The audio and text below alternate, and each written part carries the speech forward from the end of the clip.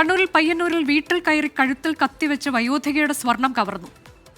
കൊരവയൽ സ്വദേശി സാവിത്രിയുടെ 2.25 പവന്റെ മാലയും കമ്മലുമാണ് കവർന്നത്. അരുൺ പൂപ്പറമ്പ് വിവരങ്ങളുമായി. അരുൺ, എന്തൊക്കെയാണ് വിശദാംശങ്ങൾ? ഇതിൽ ആരാണ് മോഷ്ടാക്കൾ എന്നതിലേക്ക് നയിക്കുന്ന തരത്തിൽ പോലീസിന് എന്തെങ്കിലും തെളിവുകൾ ലഭിക്കുന്നുണ്ടോ? മോഷ്ടാക്കളെ കേന്ദ്രീകരിച്ച് എങ്ങനെയാണ് അന്വേഷണം? മറ്റു കൂടുതൽ കാര്യങ്ങൾ.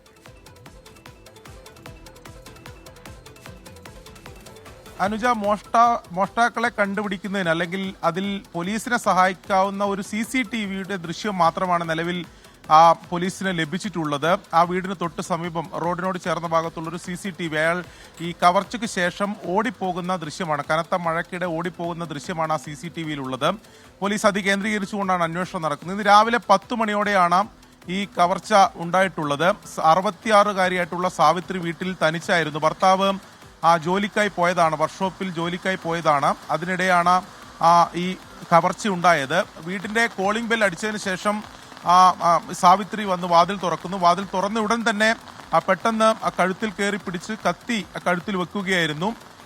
സ്വർണ്ണാഭരണങ്ങൾ അഴിച്ചു തന്നില്ലെങ്കിൽ കൊല്ലും എന്നായിരുന്നു ഭീഷണി.